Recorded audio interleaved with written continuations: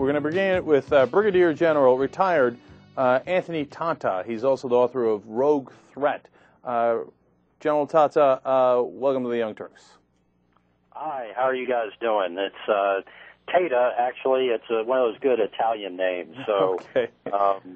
For a guy named Cenk Uygur, I should be better with people's names. All right. No, hey, I've been called worse, trust me. And you go by General Tata?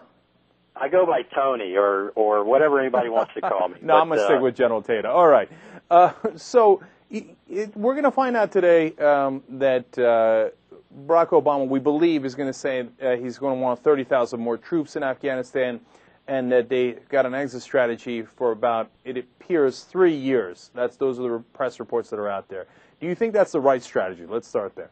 No, I disagree with the timeline aspect to it. The Taliban and Al-Qaeda have this saying that you Americans have the watches, but we have the time. And so I think anytime you start talking in terms of exit strategy, the people of Afghanistan begin to make decisions not to be supportive of the insurgents or of the military forces over there because they know that they're going to have to live with this sort of enduring Taliban presence because we're just going to be gone. And so it can't be an open-ended commitment, but it's got to be an enduring presence that, you know, much like we did with Germany and the Cold War and all that, this is an equal kind of threat, in my view, to freedom people all around the world, freedom-loving people all around the world. All right, so let's break that down a little bit because, you know, I've always thought, I never understood that argument about the exit strategy because obviously we're going to leave at some point unless you're saying, hey, no, we bunker down in Afghanistan for decades, for as far as the eye can see, like in Germany and Japan, and we have bases there for the next 20, 50 years or so.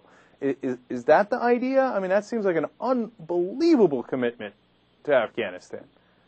Yeah, I think that what McChrystal said is 10 years. From August 30th. So, and he's the guy on the ground, and I've been on that ground. And right now, it's a half-baked strategy to begin with because we're not in Pakistan. And I'm a firm believer that we should have been in Pakistan from Jump Street on this thing, and that the Bush administration pulled out way too early of Afghanistan. I never understood why we went to Iraq.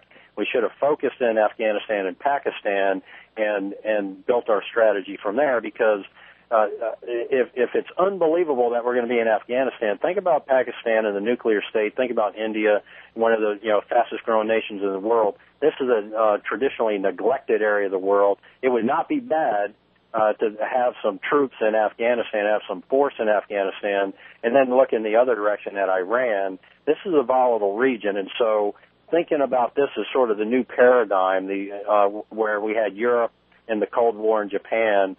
Now what we've got is sort of an India, Pakistan, Afghanistan base that we got to really be thinking about. And I know it's unique and different, but it's certainly, I think, the direction that we're going.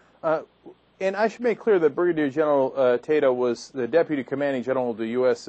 Army's 10th Mountain Division and the Combined Joint Task Force 76 in Afghanistan. So you've been there. Now, but you said something very interesting there. You said we should have been in Pakistan from the beginning. What do you mean by being in Pakistan? You don't mean invading Pakistan. I mean troops. I think we should have had Green Berets on the ground in Waziristan. The enemy's got a sanctuary in there that they're recruiting, manning, training, equipping, sustaining, deploying troops. They're doing all the functions that a nation-state does right out of Waziristan, and so the only way to get at that is to have troops on the ground. And we knew that was going to happen because we helped the Mujahideen during the Soviet wars, and that's where we operated out of. So it was very short-sighted of Rumsfeld and President Bush to not have an overarching strategy that included boots on the ground in Pakistan. But how do you... I got 1 minute before a live TV shot. I hate to do this, but someone just waved at me and said I need to come in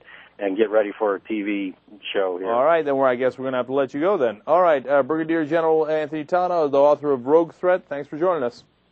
Thank you very much. I hope to join the program again. Okay. If you like this little clip, you'll love the whole show. It loops 24/7 on theyoungturks.com. Go and check it out right now.